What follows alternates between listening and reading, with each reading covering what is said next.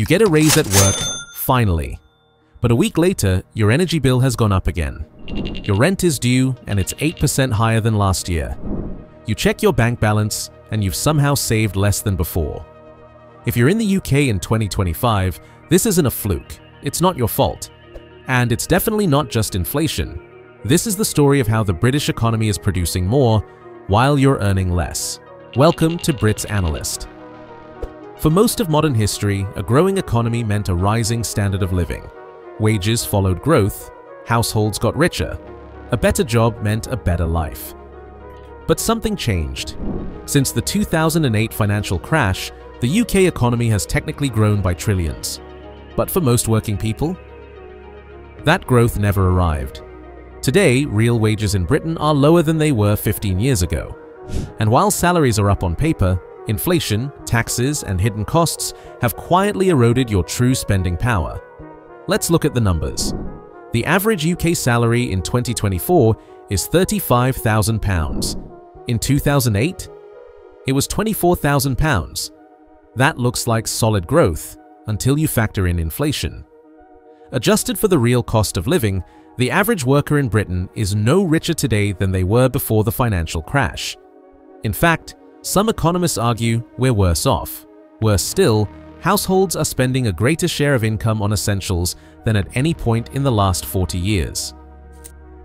Meet Sarah. She's a teacher in Leeds. She earns just over £30,000 a year, what should be a middle-class wage. But after tax, rent, energy, and groceries, Sarah has less than £150 a month in savings. That's without car payments, or children, or emergencies. She's not lazy, she's not extravagant. She's the new British middle class, running just to stand still. This wasn't one bad policy or one unlucky crisis. This was death by 1,000 fiscal cuts, starting with austerity. In 2010, the government slashed public spending to balance the books. But wages stagnated, services collapsed, and the burden shifted quietly onto working people. Since then, the cost of staying afloat has gone up, but the tools to rise above it have vanished. So here's the question: if GDP is growing, if employment is up, if we're officially out of recession, why are you still broke? The answer is coming next, in Act 2. Because the biggest culprit isn't your job. It's the system behind your payslip.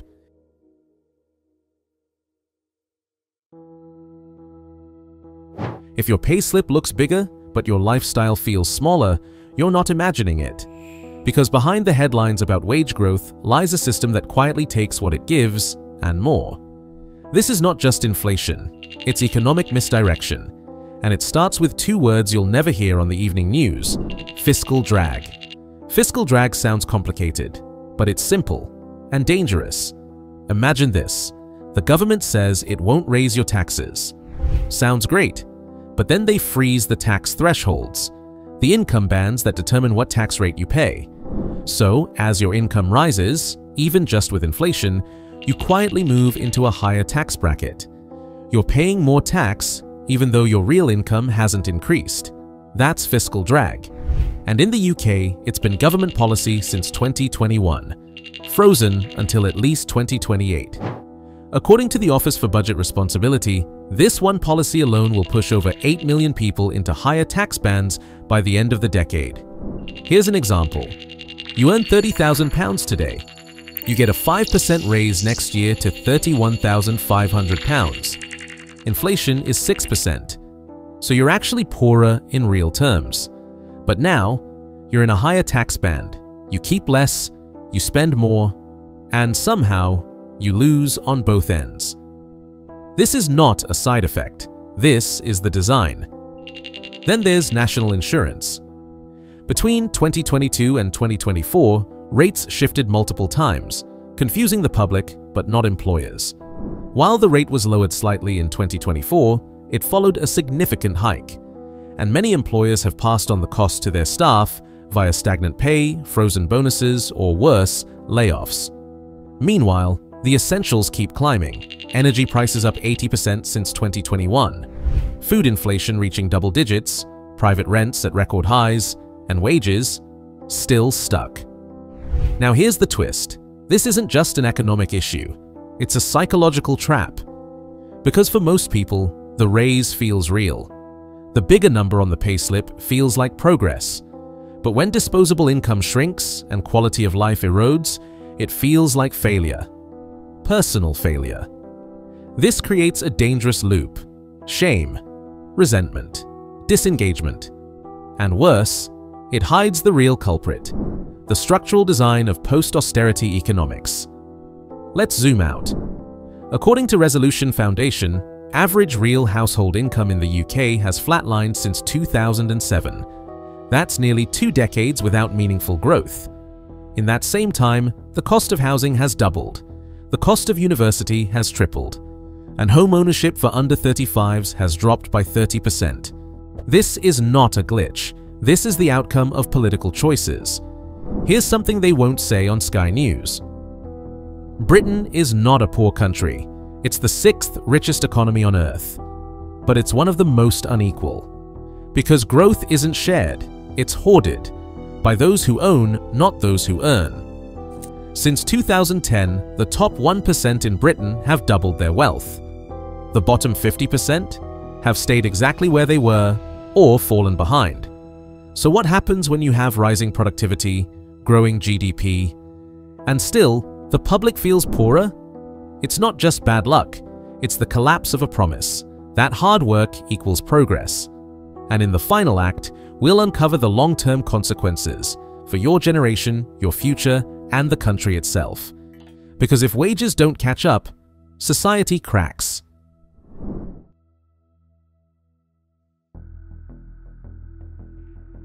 There's one piece of this puzzle that most people never think about, because it doesn't appear on your payslip.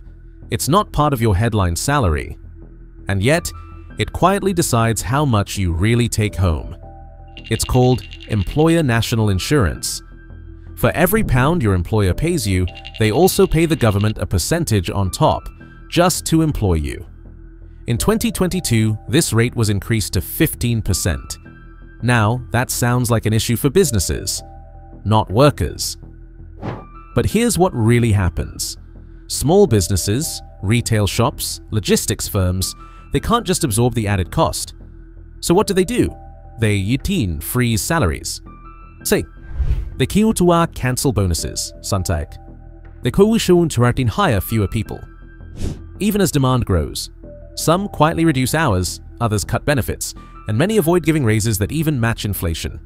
In practice, this is a chosanchi silent pay cut for millions of working Brits. Let's break it down. Imagine your employer wants to offer you a raise from £30,000 to £33,000. That's a 10% bump. Sounds fair. But to do that, they'd also pay an extra £450 in national insurance. Multiply that across 20 staff. That's £9,000 in extra tax. Now imagine they've got rising energy bills, higher rent, supply chain issues. Suddenly, that pay rise gets postponed, or worse, never offered. This is how employer national insurance acts like a ceiling, capping how much many workers ever see in real increases. Now meet Amar. He's a forklift operator in Leicester. In 2021, he was earning £28,500. He was due for a raise in 2022. His team hit their targets, the warehouse expanded. But then the NI hike came. His boss explained, "We're paying more per employee now. We can't do raises this year." So Amar stayed at the same salary, but everything around him got more expensive. Petrol, food, rent. His real wage fell by over 9% in a single year. He's still waiting on that raise. This is the human cost of policy passed off as administrative. And here's the kicker, most people don't even know it happened. Because it's not framed as a wage freeze, it's framed as fiscal responsibility. But when employer national insurance goes up, worker opportunity goes down. So, and while some argue that NI funds social safety nets, which it does, it also quietly shifts pressure. Shut from the public sector to the private individual. And that brings us to a deeper question. If employers are taxed more, and workers are paid less, and everything costs more, Who's actually benefiting from Britain's economic growth? Because one thing's for sure, it's not Amar, it's not Sarah, and it might not be you either. Coming up next, what happens when an entire generation feels stuck, silent, and squeezed from all sides?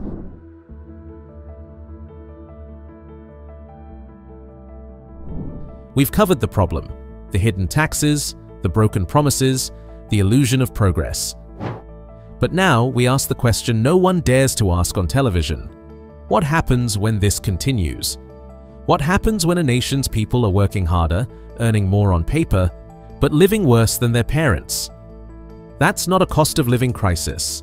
That's a societal tipping point. In 2025, the average British worker is doing everything right. They've got a job, they've tried to save, they're renting responsibly. But still, they're stuck. The Resolution Foundation calls it the Great British Squeeze, where millions of people, especially under 40, are locked out of property ownership, long-term savings, and financial stability. You can't buy a home, you can't afford a family, you can't plan more than 2 months ahead. And here's where it gets terrifying. This is the best it may get. Because according to current projections, things are not getting better. They're tightening. Taxes are set to rise further in 2026 to offset public debt. Inflation, though cooling, will lock in higher price levels. Your grocery bill won't shrink back. And interest rates? Still well above pre-pandemic levels. For renters, savers, and first-time buyers, the door is closing. Meanwhile, the generational divide is widening.